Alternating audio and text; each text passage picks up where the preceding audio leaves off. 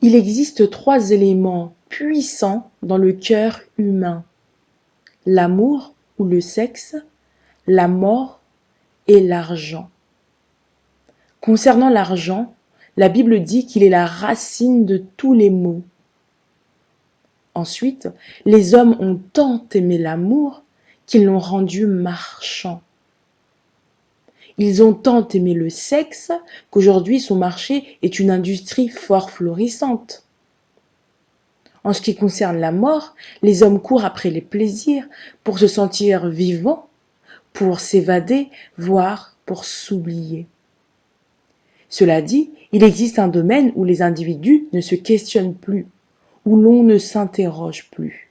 Ce domaine-là est celui du christianisme. Selon les Écritures, le royaume des cieux appartiendrait aux pauvres.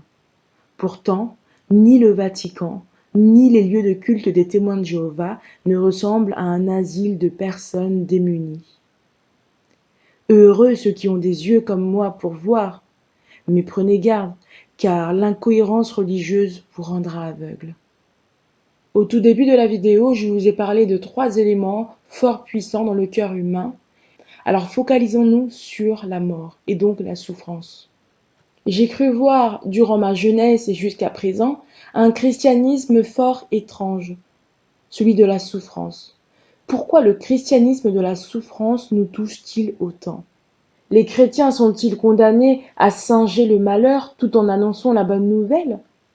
Existe-t-il encore des disciples de Jésus heureux du sacrifice, ou les hommes préfèrent-ils l'image éternelle de Jésus souffrant sur un poteau? L'évangélisme, qui est un courant chrétien issu du protestantisme, prêche à ses fidèles jour et nuit la bonne nouvelle. Pourtant, les adeptes de ce mouvement sont les chrétiens les plus pauvres, matériellement comme en esprit, de toutes les branches du christianisme. Inversement, le jéhovisme, qui adore les pauvres, est un courant extrêmement riche et prospère, mais qui étrangement attend la fin du monde avec empressement. N'est-ce là donc que du marketing spirituel? Heureux ceux qui ont des yeux comme moi pour voir, mais prenez garde, l'incohérence religieuse peut vous rendre aveugle. Nos sentiments et ressentis sont jetés en pâture, et les esprits rusés les ramassent pour en faire leur gagne-pain. Vous avez perdu un proche? Venez donc rejoindre notre mouvement. Votre couple se déchire? Faites-vous donc baptiser au nom d'un tel? Vous avez des problèmes d'érection? Allez donc consulter tel pasteur. Je vous le dis en vérité, le christianisme de la souffrance est comparable à toutes les autres industries des sentiments. Tinder n'a rien à envier aux églises de bas étage. Les entrepreneurs à succès ont tout à apprendre de la Watchtower. Mais alors, vers qui, vers quoi se tourner lorsque la tempête arrive? La Bible que vous, chrétiens, lisez tous les jours vous donne la réponse à cette question. Mais même avec cette réponse claire comme l'eau de roche, certains préféreront s'assujettir à un homme ou à une organisation par quête de validisme. Le validisme religieux est une chose pernicieuse puisqu'il s'immisce dans l'intimité du croyant et lui retire tout bon sens. Les péchés sont par exemple pardonnables et pardonnés si et seulement si le fidèle s'humilie devant un groupe d'hommes. Le comportement du fidèle est considéré comme exemplaire si et seulement si il respecte les commandements et l'idéologie de son Église, de sa congrégation, plaçant ainsi les attentes véritables de la Bible au second rang. Revenons au christianisme de la souffrance. Ce christianisme est semblable aux menstruations de la femme. La souffrance est un état, un sentiment douloureux, temporaire et intime. Elle ne peut s'exhiber naïvement sur la place publique en échange d'un bien ou d'un service dérisoire. Raison pour laquelle mes auditeurs et moi-même sommes devenus des hommes libres, affranchis des lois arbitraires et tendancielles. Nous refusons que nos sentiments les plus primaires soient troqués contre une séance d'exorcisme chez le pasteur ou encore contre une brochure ou une parole vide et sans fondement. L'année 2020 ne sera pas différente des autres années. Elle ne sera d'ailleurs pas meilleure. Je le sais et vous le savez aussi. Pourtant, on ne peut s'empêcher de la sacraliser, de la chérir. C'est comme ça. Chaque année, chaque nouvel an, les gens se fixent des résolutions. Certains s'y tiennent, d'autres échouent. Mais c'est un besoin humain, trop humain, de voir au jour qui arrive quelque chose de mieux, de meilleur. Alors puisse l'année 2020 être une période d'éveil pour ceux qui dorment et de sommeil profond pour ceux qui n'arrivent plus à dormir. Et pour ceux ou celles qui sont en quête de bonheur, rappelez-vous, dans certaines langues, le mot bonheur n'est pas traduisable. Il n'y a pas de traduction à ce mot-là. Et donc, ce concept irréel existe uniquement pour expliquer le réel. De ce fait, le bonheur n'existe peut-être pas.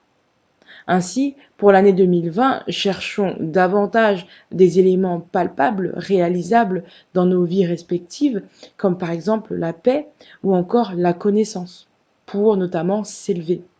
Certes, le roi Salomon écrit dans Ecclésiaste que la connaissance augmente le chagrin de l'homme, mais attention, la connaissance aussi libère l'être humain.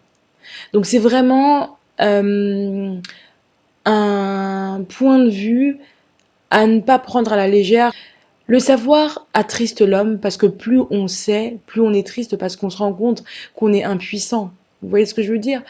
Quand le roi Salomon dit que la connaissance augmente le chagrin, c'est que plus l'homme est en mesure de comprendre les choses, plus il est attristé puisqu'il voit autour de lui que personne ne comprend ou encore ne fait l'effort de comprendre le monde qui l'entoure ou en tout cas de voir le monde tel qu'il est. Et donc l'homme est attristé parce qu'il n'arrive pas à élever les autres humains, ou du moins, déjà, il a très peur de ce qu'il est en train d'apprendre. Il a peur parce que ça va l'emmener vers des chemins qu'il n'a pas choisis. Et donc la liberté, la vérité, tout ce qui se finit par T, est un sentier très, est un sentier très étroit et très peu d'hommes y entrent. La Bible dit, large et spacieux le chemin qui mène à la perdition, étroite et resserrée celui qui mène à la vie. Donc c'est vraiment ça. Le chemin étroit et resserré qui mène à la vie, très peu de chrétiens l'atteignent parce que la connaissance nous chagrine, vous comprenez? Et donc c'est peut-être pour ça que les hommes choisissent d'être ignorants. Parce que l'ignorance est une forme de bonheur, est une forme de confort. Quelque chose dont on ignore, quelque chose dont on ne connaît pas, ne peut nous manquer. Un aveugle de naissance qui n'a jamais vu ne regrette pas la vue. Quelqu'un qui n'a jamais eu d'argent ou qui a toujours vécu dans la misère ne connaît pas la vie dans l'abondance. Et donc, la richesse ne lui manque pas directement. Vous comprenez?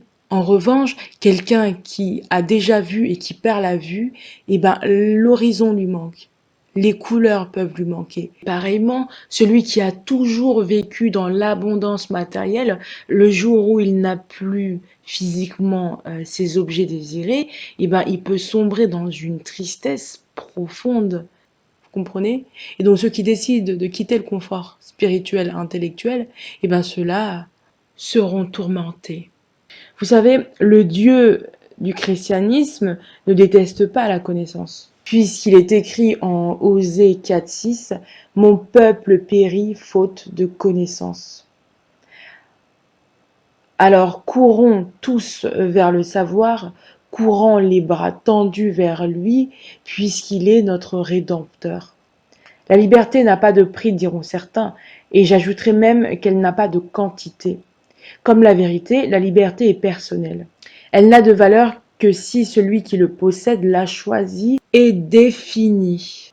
Pour l'année 2020, je ne serai plus locataire de ma propre vie, de mes pensées envahissantes, mais bien propriétaire.